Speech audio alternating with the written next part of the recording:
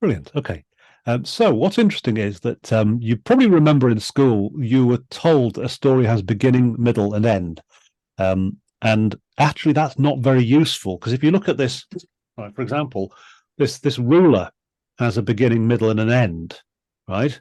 Is it a story? No, it isn't. It's just a piece of plastic. And so what I realize is that actually, what certain of the story arcs, so for example, Man in a Hole, has a beginning, middle, and end.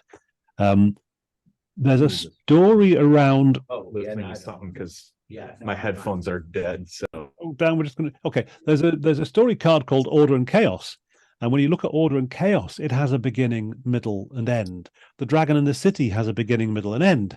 So there's a lot of commonality there, which I've kind of missed in the book. There's basically the common theme with beginning, middle, and end is the beginning is static and boring and orderly and dull, and nothing changes. So the once upon a time is a dull place to be. Nothing changes. Right. The middle is when something changes. The dragon arrives, the chaos strikes, whatever it is. Yeah, that's the middle of the story. And without that, without change, there is no story. And the end is how you deal with that change. So that's it. Beginning, middle, and end is order, chaos, new order, where you sort the chaos out. And that's the fundamental. Now that for me is like, oh, why did I not put that in version 1? So there's a card called beginning, middle, and end that's going to go into version 2, which will be basically explained, pulling the threads together of some of the other things and saying, look, most of these stories have a beginning, middle, and end. And it's a really simple way. And if you need to, for example, get started, as Anna says, I need to get started with a presentation. Yeah, I need to do presentations. Well, Anna, you can think of any situation in just 3 slides on a presentation. And the first slide is the beginning.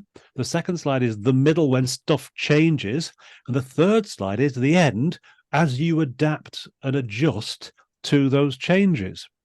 And that's a really great, simple story structure that lends itself to a presentation in those terms. Okay, so listen, I can see some chats, some questions going in.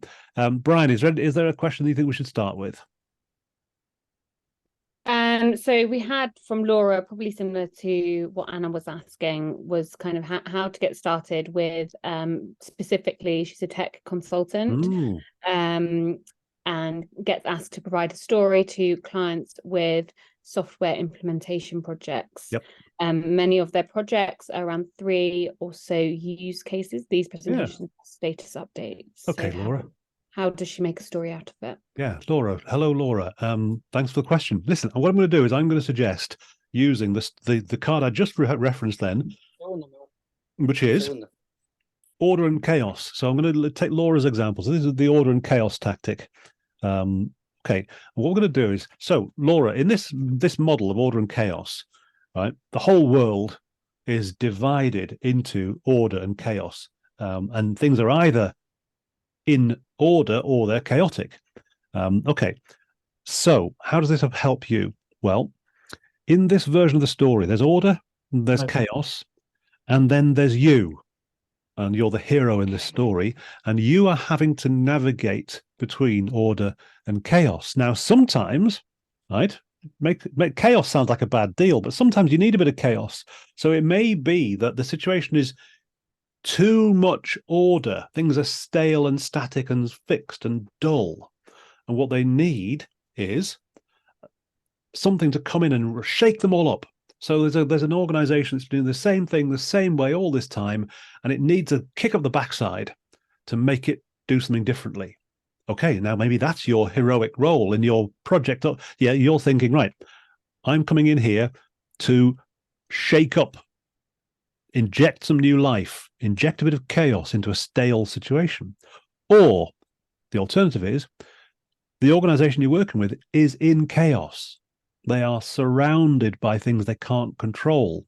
They're scared of AI. They're scared of whatever it is, export control. They're scared of their competitors. They are in a state of fear because there's too much chaos in their world. Your response, heroically, is to say, okay, I'm coming here to create some order, safe habitable zone which we can all then grow in. So what I would suggest is when you look at your updates, okay, you're providing software implementation. What I'm going to suggest is your software is doing one of two things. It is either creating a safe space, creating order in the chaos, yeah, controlling, limiting, protecting from the chaos, or you are grabbing something exciting from the chaos and using it to shake up the old order. Either way, that's a heroic task for you, and it gives a nice framing device. Yep. So you're saying, okay, with one client, it might be different from client to client. So in one client's case, they're scared about AI, they don't understand it, they are adapting new systems that they don't understand, and you're there to be the controlling. Yeah. Oh, okay. You're there to be the controlling safety person. Yeah, that's your role. But in another case, it might be someone who's just excited about the potential of chaos, excited about all these new things that are happening, and you're there to bring the new life. So that's a nice framework, Laura, a way of thinking about what you are doing. You're not just doing a software implementation project. You are navigating chaos and order. Laura, how does that sound? Are you able to come on the mic? Yeah, I am in front of the mic. That sounds really good. Thank you very much. I think that's exactly what I need. And I think one way I could do it is just kind of going through these updates, having maybe like a little navigation bar and helping them visualize where we are in the journey, and that, sometimes you have to move a lot of things around before you reorganize it and just help them remember why we embarked on the journey. Yeah. And what they can look forward to. Yeah. The beginning, middle, end structure I was talking to you about as well, it can vary. So the beginning can be, okay, once upon a time, we had a nice, steady, little orderly world. Then suddenly some chaos arrived until finally we sorted ourselves out. Well, that's a beginning, middle, end structure. The other way you can flip it around is you can go, okay, instead of starting in the order, going into chaos and emerging back out into order, you can say, we're in the chaos. We're surrounded by chaos. So it's more of a, rather than beginning, middle, end, you're in the middle. You start, like, have you noticed every James Bond film you've ever seen, right, doesn't start with an explanation of the plot. It starts with a fight or a chase or both. Yeah, you start in the thick of it. You start in the action, and then you figure out why. Well, that's a perfectly good way of telling a story too. You start in the chaos, and then you figure out your path out of the chaos. Okay. Great. So next question. We had one from Peter who was asking again about how to get started. I know you've already touched on that, so I'm just going to share a couple of helpful links in the chat about getting started as well. I'll come to Peter's question as well. So the links that are going into the chat for everybody are, I've written in the last 2 years, I've written about nearly 60 different blog posts on the Pipdex website. And these are all, well, they're a mixture of different things. They're like little tips on how to use the cards. But a lot of them are recordings of conversations with actual customers like you. So there's a list there of, I think there's getting on for 10 now, quite detailed case studies where I work through a problem with a real customer and give them advice. So there's all sorts of things. I'm trying to think which ones have we got? We've got things like, well, one that's just gone up is a guy who's a property investment advisor. And it's basically showing a before and after example of how he used to make videos for his social media and how he makes them now. And in that before and after example, I kind of break it down as to which tactic I told him to use in order to get there. So that's quite a nice, neat little demonstration. But there are lots of other case studies in there that are worth looking through. So that's a really useful place to have a look. There's also on that Get Started blog, There are things like there's a 5-day plan. So you've just got your Storyteller Tactics. Right. Day 1, try this. Day 2, try this. Day 3, do this. Day 4, do this. So these are all different ways we've tried to find to make that get started journey easier. Peter, just interested in your comment. Workshop tactics. Workshop tactics is quite straightforward. Yeah, you're right. It is, and there's a reason for that. Workshop tactics. Well, a workshop is a 60 to 90 minute meeting with things that happen at the end, during and at the end of it. Whereas stories are, well, I mean, stories can be like a 6-word headline on social media. It can be a 5-second piece of video, or it can be a book, or so stories are very much more complex. But yes, workshop tactics is easier to use for that reason. Okay, so yeah, recommendations to get going. Take a look through some of those posts on the blog. Okay, shall we move on to Marjolaine? Yes.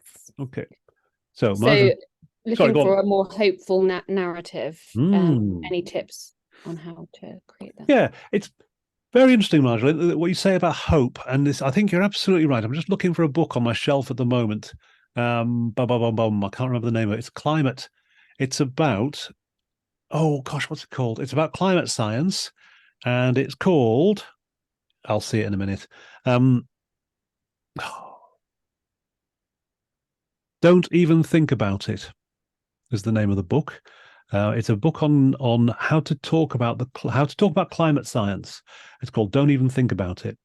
And one of the points that the author makes, George Marshall is the author. He's a scientist and a very good communicator. And one of the points he makes is hopeless narratives depress people. And he's not the only one to make that point. If your narrative is doom and gloom, and we're all going to die in a fiery furnace, most people find that very depressing. And the problem with depressed people is two things happen if you depress people with your story.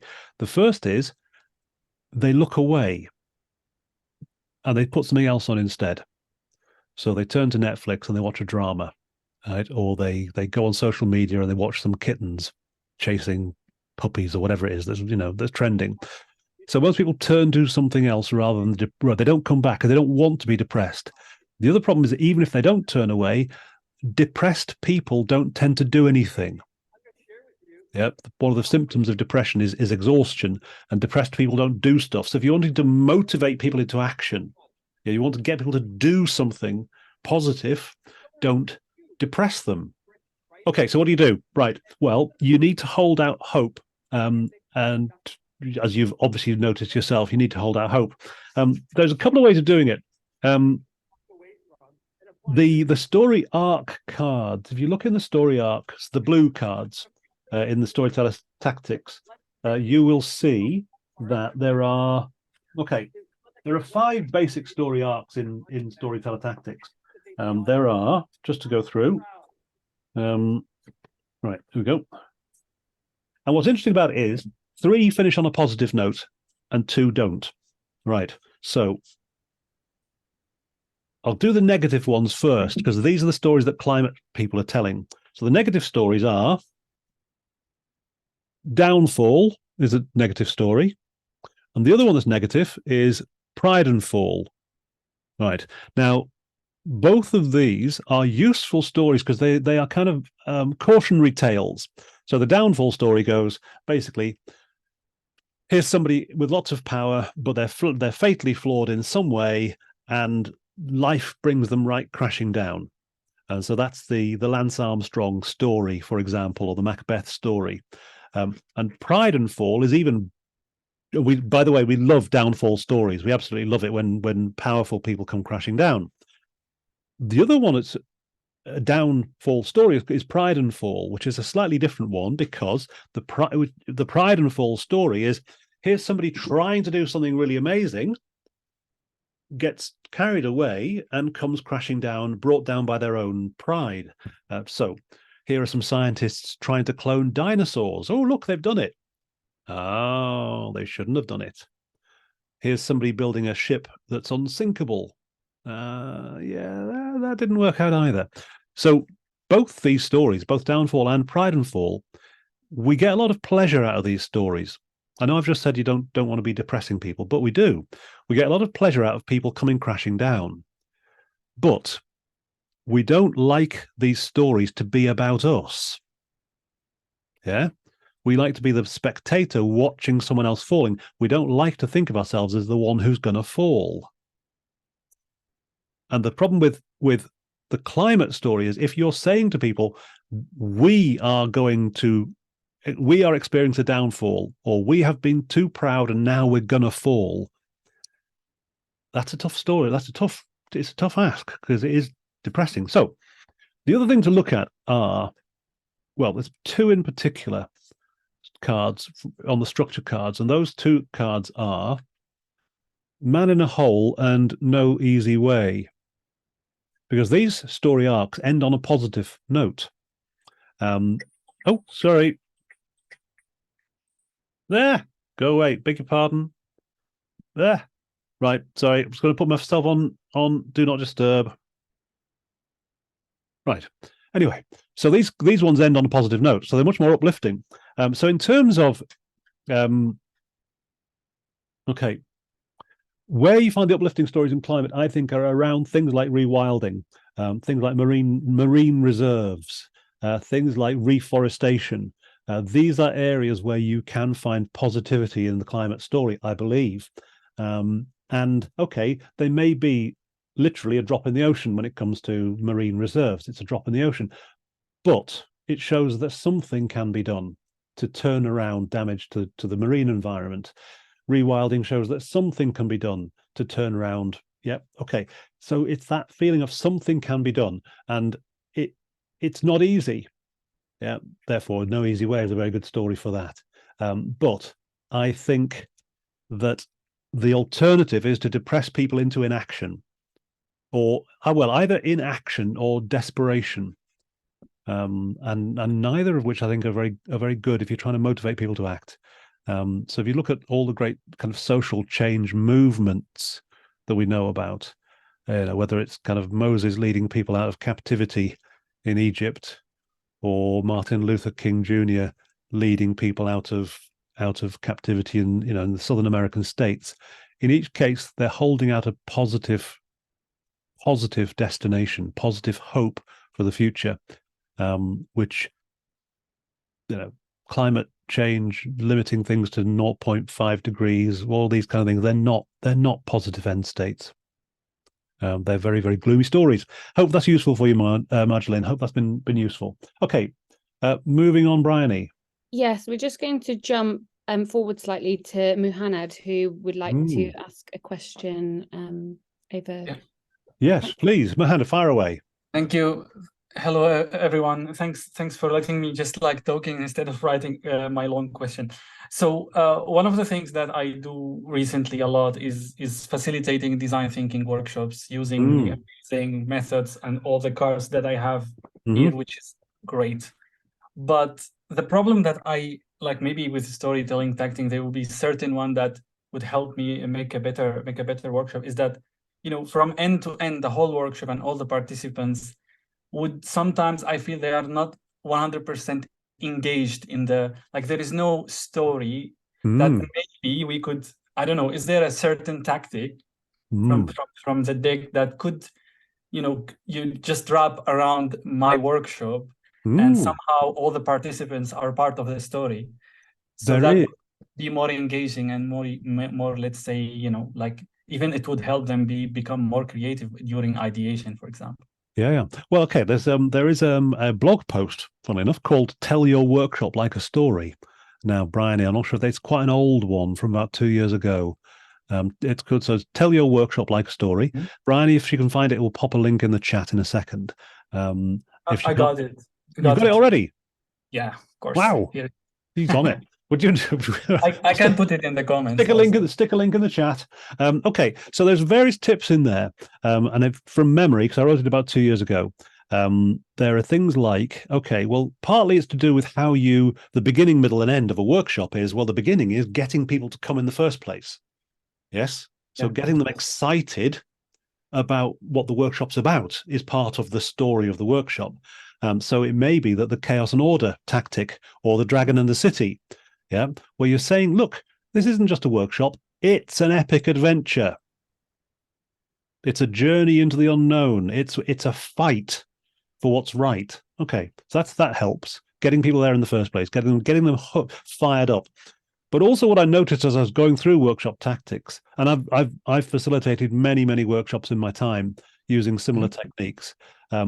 What I noticed is sometimes there is a kind of storyish feel. So if you know the what's it called, a pre-mortem technique, do you use that? No. Okay, it's great. It's a fantastic workshop technique. If you've got, basically, I want to tell you, if you've got a proposal on the table, so this is something that everyone in the workshop is saying, yeah, we should do this, we should, open up a new market in Venezuela. That's all right, whatever it is. They've got an idea for doing something.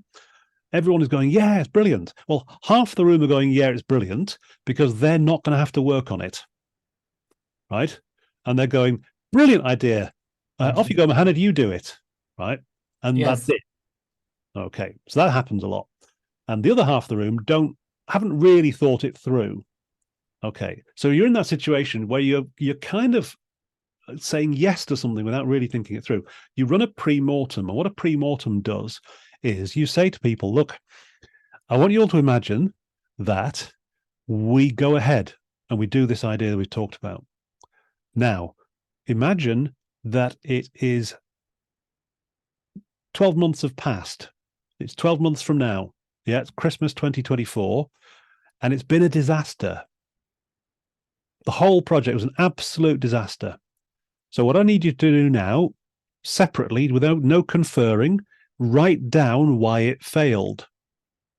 Okay, so the pre-mortem is in the workshop tactics box, by the way, everybody. Write down why it failed. Now, what happens is everyone goes, oh, yeah. They all sort of take a moment, like a shock, and then they get really into it. They get really into all the reasons why it failed. Yeah. And then you bring them all back in to compare reasons, and you see, is there a consensus? Is there a big thing out there, like a shark under the waves, that actually everyone is worried about, but nobody bothered to say it? Right. And so the pre-mortem is a very effective tool. But in order to get the pre-mortem running, you have to tell an imaginary story. And the imaginary story you're telling is like a downfall story. Yes. Hang on a second. Okay, you're telling a downfall story that's happening in the future. Imagine we do this and it's a massive failure. The other card as well, which is very, very good for this particular exercise, is, it says, it's called Epic Fail. An epic fail. Okay.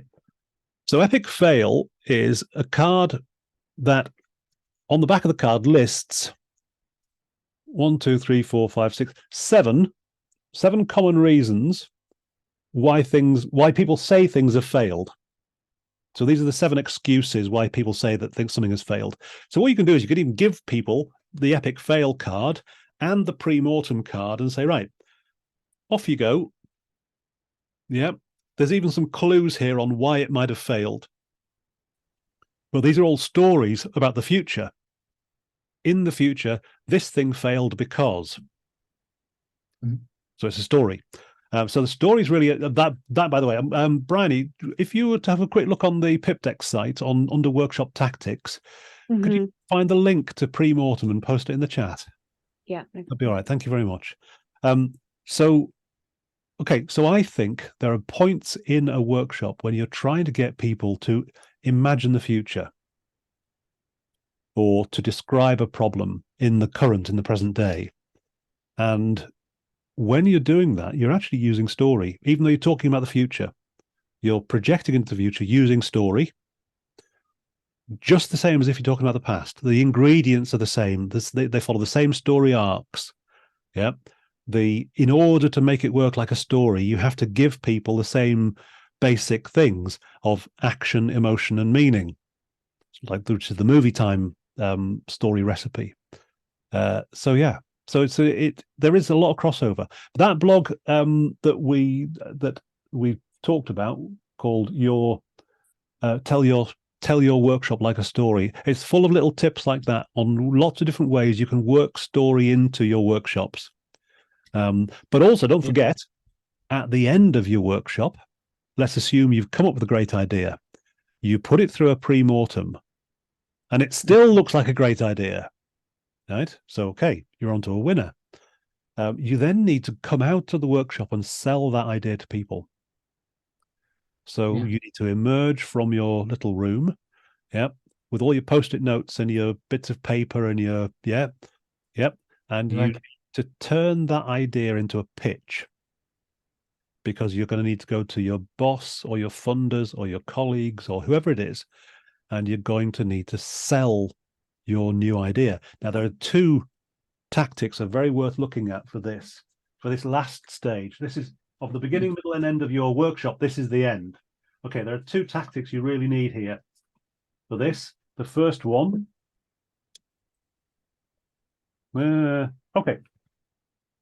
first one is innovation curve. Yep, because this is about figuring out just how radical, just how innovative are you trying to be, and does that message work for the people you're talking to? Here's an interesting thing I noticed when I was working in the BBC. Sorry to interrupt you. Yes. It's not in the workshop tactics? No, like innovation curve is in Storyteller Tactics. Okay. One thing I noticed when I was working in the BBC, I did a lot of creative workshops trying to come up with new ideas for new programs, new content, all that kind of thing. You'd have these bosses who'd say, we need to be really creative. I want radical new ideas. And then when you gave them a radical new idea, they went, no, not that. So that thing of knowing what's your audience looking for is very important. Famously, I once pitched, famously to me. Anyway, I remember once pitching a show to the head of BBC's religious programs, and it was a dating show. Right? And it was all about getting people from different religious traditions, where each tradition has its own tradition of matchmaking. Right? So there are Muslim matchmakers, Christian matchmakers, Sikh matchmakers, and basically you'd pair up somebody with a different faith background and see how, what's the different worldview you get from having a different faith background about dating. And I got to the end of this pitch, and the head of religion said, yeah, we don't really do any dating stories on our channel. I went, I know you don't. That's why it's new. And they went, no, we don't want it. Come on, it's such a good idea. Anyway, so knowing your audience and what is their appetite for risk is really important. And innovation curve will help you to figure that out. And that's how you get out of your workshop and take your idea into the real world. Okay. Right. So Jane is saying, we'd like to use stories to help adults with learning disabilities to work out and communicate what goals they have. Oh, fascinating. Right. Have these cards been used in this kind of way before? So Jane, I don't know about the rest of we've got, oh gosh, about 40,000 customers now, Brian, is it? About 40,000 customers. We've got a lot of educators in the customer group. Jane, are you on the Slack channel at all yet? Where's Jane? Oh, hello. Sorry, I'm in Hello. the dark. That's all right. I look like a ghost. No, I'm not on the Slack. I didn't know there was a Slack. I'll do that. Okay, listen, we'll get Brian to post a link. There it is. Yeah. Go in the Slack and just put that question in the Slack, because there may be other customers out there who do exactly this, and therefore they make. But my own take on it would be, okay, I've done this work with 12-year-olds, and I've done it with people in their kind of 70s and 80s, and everyone in between. And I don't have any difficulty. The story tactics seem to hit a kind of Goldilocks zone in between, being they're not too difficult, they're not too simple. So they seem to be in that kind of Goldilocks place in the middle. what I would say is that start simple, and I would start with something like movie time tactic, which is about giving people. Right, there was a really good test we used to have when I was starting out as a journalist in television, and I used to pitch ideas to people for news stories, and often they were kind of issue-based stories. And the editor would say, yeah, it's an interesting issue, but what are we going to point a camera at? And I'd go, well, I don't know. No idea, because I hadn't thought about it. But that question of what do you point a camera at is a very good test for story. Because what we're doing when we hear a story is we're pointing our mental camera at the things you're saying, you're talking about.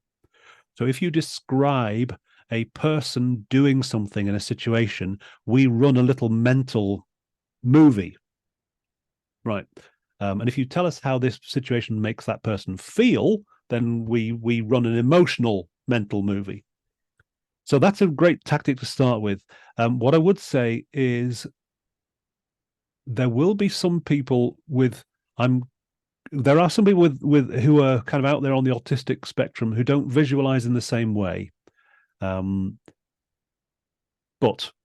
for the vast majority of people, they run a mental movie when you tell a story. So movie time is a great tactic to explore with a group like that.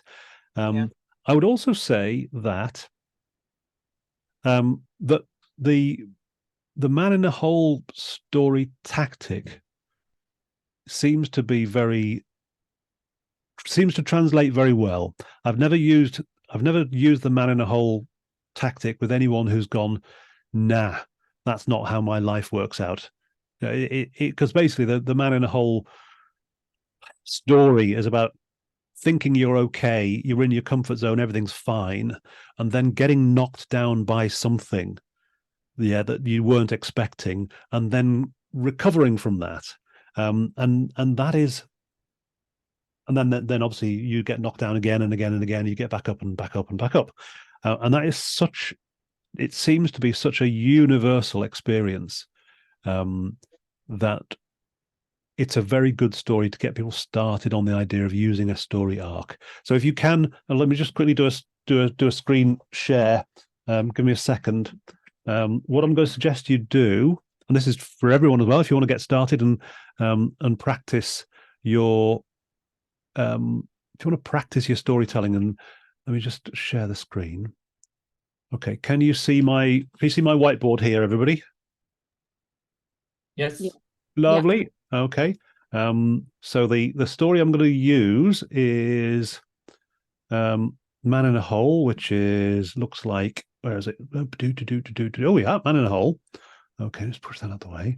So basically, this is how the story goes. And what I want to do is combine Man in a Hole with movie time. So we've got movie time, and we've got Man in a Hole. These are the kind of these are two of the most useful cards in the deck. So if you want to know how to get started, try this exercise. Okay, so what you do is, first of all, you think, what am I telling a story about? And the answer is you're trying to show how you've learned a lesson. That's what it says on the Man in a Hole card. Show the lessons learned. And the card structure is you're walking along, minding your own business. Yeah, that's why it's called Man in a Hole. And you trip or fall or get pushed into a hole. Right. So you're going do. Boom. Okay. You can fall into a hole. You can't fall out of a hole. So you have to climb. And it's in the climb out of the hole that you show your strength or learn something new. And what's really interesting about it, why it's such a good story, is if that's your comfort zone there, and this is the crisis you fall into, you don't climb out of the hole back into your comfort zone. You climb out of the hole to a better place where you are older and wiser, and you won't fall in that hole again. Now, obviously, you'll fall in a different one, doesn't matter. The point is you won't fall in that hole again. So this is, as I say, this is the kind of the structure of how we learn stuff. We learn stuff by messing up, falling down, and picking ourselves back up again. Everyone on this call today has a COVID, pandemic man in a hole story where you were going to work in a nice office and then suddenly you were stuck at home and now we're in some sort of hybrid working. We've all got this. So this is your really rock solid, reliable, dependable story arc. Interestingly, I said before about beginning, middle, and end. It's a 3-stage story where that's the beginning. Yep. This is the middle in getting into the crisis, and the end is the climb out of the crisis. That's beginning, middle, and end. Okay, so it's a great story structure. On the card, it's got 5 stages, but okay.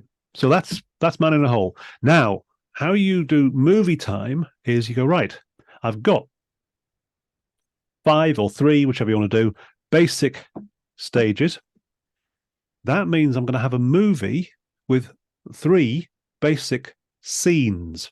So I'm going to have a movie scene for my comfort zone. And so, okay, let me do my version. I'll do you my pandemic version. So back in February 2020, I was running a business doing face-to-face storytelling training all over Europe. In 2019, I must have flown about 35, 40 times around Europe, delivering storytelling training classes. And it was tiring, but it was good. I enjoyed it. Okay. I knew I should probably develop some online teaching resources, but I couldn't be bothered because I enjoyed teaching face-to-face. So I never did. Okay. That's a little movie. There's me. Yep. Carrying my laptop. Flying around Europe.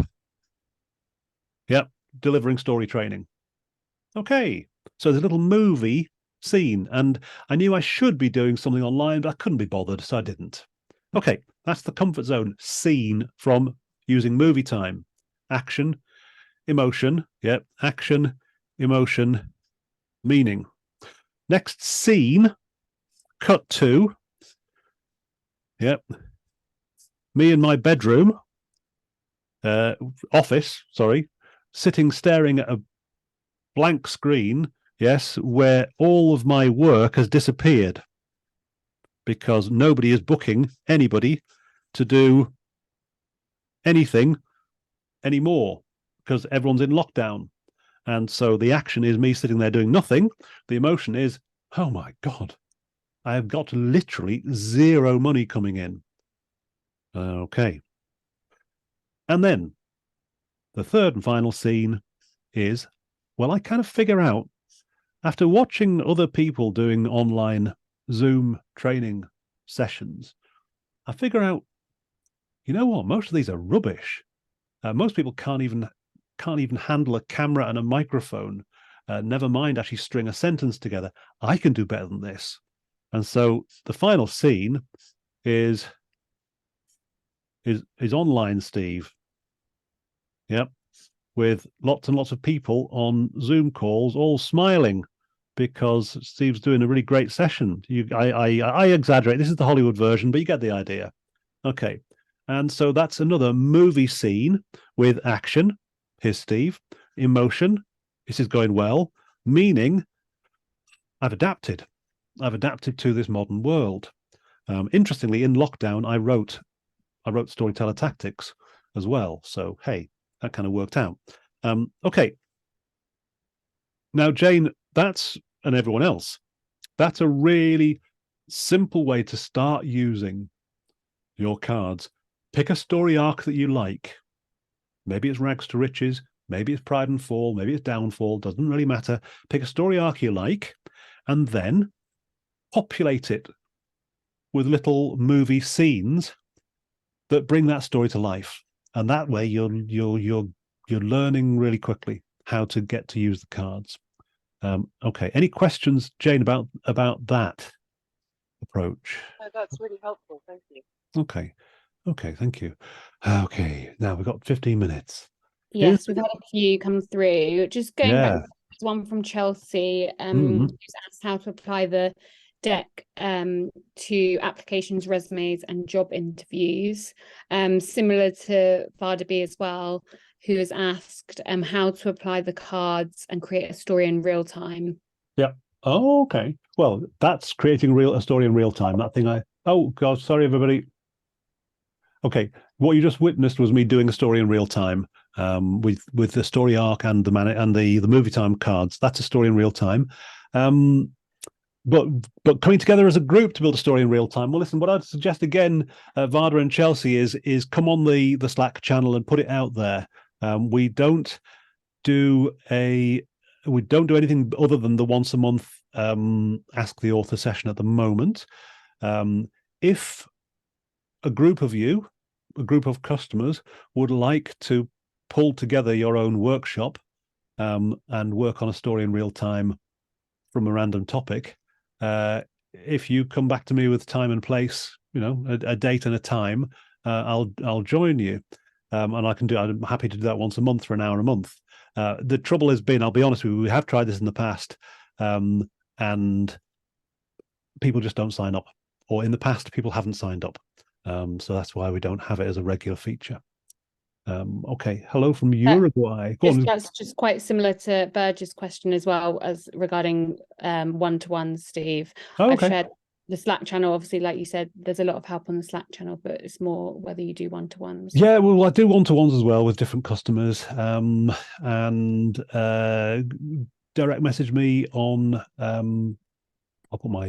I'll put my LinkedIn and my email up at the end. Just send me a direct message if you'd like to arrange some one-to-one coaching.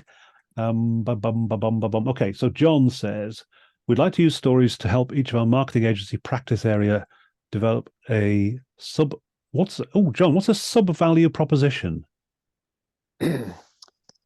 We have our main company mission, merging storytelling and technology to create health, wealth, and happiness in the world. But each practice area has a sub-value prop that we want to build equity in.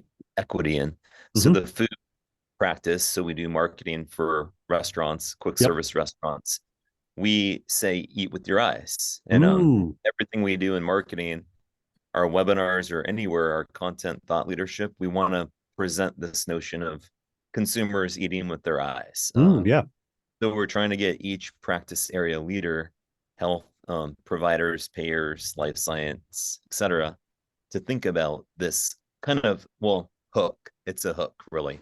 Yeah, of course. Call it a sub-value prop, but we want it to be emotional, and they're all getting your cards for Christmas. So yes. I spoke to one of your colleagues like a couple of days ago. Yeah, exactly. Okay, well, to hook you in for a one-on-one. But I just thought anything I can give them, for guidance. Okay, well, listen. What I would say, have you got your cards yet, or they're coming as a Christmas present, I believe. There are some cards in there which are. So let's take a step back from storytelling, and think about story listening, because it's easy. It's quite look. We could all come up with ideas, suggestions for life sciences to get an equivalent of eat with your eyes. We could all come up with ideas, but that's not the point. It's with this kind of work, it should be coming from the words of your customers. It should be coming from how they talk about themselves and their business, rather than how we think about it, because what do we know?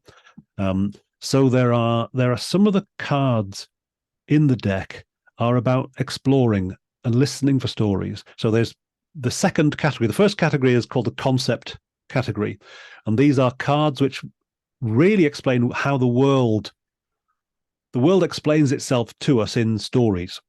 And so the concept cards are about the deep workings of the world in terms of story.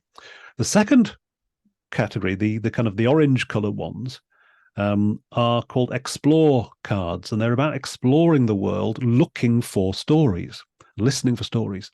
And this is what I'm suggesting is a good exercise with some of your regular clients, is you sit down and you draw their stories out of them. And what you're doing all the time is you're listening for those kind of little insider tips, right? So if you're talking to food restaurants, there are certain things that foodies say. There are certain things that chefs know. There are certain things that, you know, every good waiter knows, and that's almost like if you can find that thing. So the same will go for life sciences. The same goes for healthcare. You know, there are certain things that people in those industries know really well, and if you use their language, it can mark you out as someone who's on the inside. Now, you might know some of them already because you do work with these clients all the time, but it doesn't hurt to just get them and just draw their stories out. So there are two cards in particular. Well, there's several cards actually in the orange section that are really good. There's two cards I'm thinking of. The first one is called Story Listening, and it's how do you get this card, Story Listening?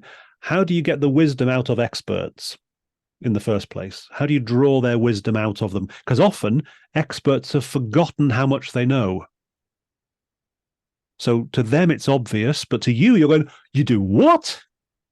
Oh, wow, that's amazing. My favorite example of all time of that particular, wow, amazing story is in this card, the Rolls-Royce Moment card. And this comes from a real story about in the 1960s, a British advertising guy was asked to do an advert for Rolls-Royce, and he said, give me the engineer's report. Okay, and this 600-page engineer's report arrived on his desk, and he read the whole thing from beginning to end. And somewhere buried in the engineer's report was this little comment, and it said, when you're cruising at 60 miles an hour, the loudest noise inside the Rolls-Royce comes from the electric clock. And David Ogilvy, who was the advertiser, went, wow. Now the engineers, they knew they didn't tell anyone. They just wrote it in the report. But David Ogilvy went, that's amazing. The loudest sound inside the car is the clock. No road noise, no engine noise, just the clock. Okay. That story is so powerful because it came from the inside. It wasn't some smart ass like me on the outside going, if I'd been writing that copy, I'd said, Rolls-Royce, they're amazing, or how luxurious, nonsense. That's what you got to dig. You got to dig into do your homework, dig. So that's a great example. Story listening card is a good one. Story-ish conversations is another good one. There's a great one also called abstractions, which is about watching what people do. Because quite often what they do is not the same as what they say. And then all you're doing all the time is you're kind of going into these situations with your eyes open, your ears open, your antenna twitching. You're just looking for stuff that other people will go, wow, that makes perfect sense. And you'll know it when you hit it. And it's better to go in with that sort of curiosity, looking and listening for stories, than to think, okay, we can guess from here what the health insurance sub-value proposition should be. Well, you could guess, but you'd be better off going and spending as much time as you can in that sector and drawing it out. Okay, but listen, I'm going to be doing some work with your company anyway, either before Christmas or in the new year, so we can explore that as a real thing. Cool. Okay, listen, I'm going to try and get through some rapid fire questions. Yeah, just a quick one from Susan, who asked, what is the second tactic in addition to innovation curve to pitch an idea? Oh, thank you. It is pitch perfect. So it's pitch perfect, green card. Yep. So you come out of a workshop and you've got a great idea. That's the card to turn it from an idea into a pitch. That was quick. Okay. And then Luma has quite a specific question regarding a case study they're working on. Yep. How many ways could there be to present a teaser for a music video? Oh, wow. Okay. Okay. How many different ways? Well, gosh.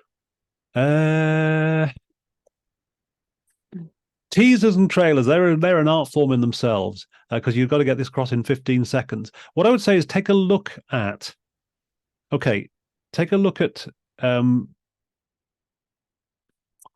take a look at Secrets and Puzzles tactic and Story Hooks tactic, because they are both about grabbing attention really quickly, and both of them will help you when you're thinking, okay, I've got very, very limited amount of time here.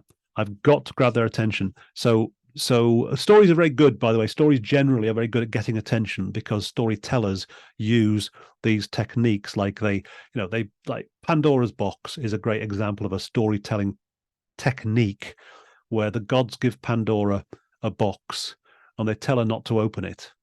So of course she's going to open it because she's curious. Yeah, well, there's something similar going on with, so there are 3 cards worth looking at, Adrian. There's Secrets and Puzzles, Story Hooks, and Curious Tales. And any one of those will hopefully give you some ideas. What I would say with something like this is, with many, well, in lots of cases with the Storyteller Tactics, they are a divergent thinking tool. So the idea of Storyteller Tactics is they give you lots of options, and you try and do lots of different ways of telling a story. So you try and come up with 2 or 3 or 4 different ways of structuring that teaser using those 3 cards, and then you decide which one you think is best. Okay, so yes, Eric, we're being recorded. Slack channel. Yes, these are monthly, Susan. I can't remember. The next one is in December. Have we covered everybody? Yes, I think maybe if we could just quickly go, if we have a few minutes at the end, go back to Chelsea again regarding. I've just seen Sam's questions. Well, Chelsea first, then Sam, if we've got time. Oh, sorry. About how to apply it to job interviews. Yes, so we've got a blog. Thank you, Chelsea. There is a post on the blog, which is all about working stories into job interviews. What's it called? Brian, are you having a quick search? Yeah. Thank you very much. Okay, so what I would say about job interviews, 2 things. You have to be remembered, because the interviewers are going to interview maybe 5, 6, 7, 8 people in a day. So you have to stand out and be remembered. And story is going to be the most useful way, because if you get the story right, you use action and emotion and meaning, the movie time story, you start a movie playing in their heads, and that's easier to remember. So that's the first thing. So you're kind of, if you like, there's CV language where you list your qualifications, right? And then there's the language people use on The Apprentice, where they talk about their qualities. Yes, I'm passionate, Lord Sugar. They use that sort of. Okay, that sort of language is not memorable at all. It's like wallpaper. Nobody remembers that at all. So you need to tell a story that shows how you gained your qualifications, or a story that shows how show me your passion in action. Don't just tell me you're passionate. So that's the first thing. So any story that shows your qualities in action is going to be more memorable than just a list of your qualities. Okay, first thing. Second thing is, and this is a slightly more high-risk strategy, stories where you messed something up and put it right again are kind of risky, because no one likes to talk about doing things wrong. But the reality is we all mess up all the time, and this is how we learn. So to take a story like The Man in a Hole, a Man in a Hole type story, and tell that at a job interview, well, it's not what they expect. Therefore, it gets their attention. They expect people to just big themselves up all the time. So if you say, hey, well, I thought I was great, then I messed up, and now I've learned. Well, first of all, you're getting attention because it's not expected. But secondly, I think you're building credibility, because it takes some nerve, it takes some bravery to tell a story about messing up. And who do you want to work with if you're the employer? Do you want to work with people who are brave and or do you want to work with people who pretend they never mess up? Well, that's a rhetorical question. Okay. Sam comment here said, my audience has no appetite for risk, and I am, God knows why, the leader who has hunger for risk. Well, Sam, if you're still with us, it is it's often the way that that people underestimate how small c conservative a lot of people are, and there's a reason for it. And that is, you have to have, if you're going to take risks, you have to have some resources behind you. So you have to be healthy and wealthy to really want to take risks, or stupid, because if you're so it's only very rich people, for example, who bought 3D TVs 10 years ago, and those 3D TVs were a total waste of money. Yeah, it's only very rich people who are going to buy Apple's stupid goggles. What are they called? Apple Vision Pro. Yeah. They're the people who are going to buy them because they can afford to look stupid. So yeah, innovation curve is kind of an interesting one to just distinguish between there are people who are pioneers who like taking risks, but there aren't many of them. Whereas everyone else is kind of, cautious, careful. Okay. I think if we reached the end, we have. We got everything covered, yeah. Woo! All right. Well, I'm going to hit stop record because I remembered to record it this time, and I will post the recording up on the Slack channel tomorrow at some point. And dinner is on the table. All right. Have a nice evening, everybody. Thank you.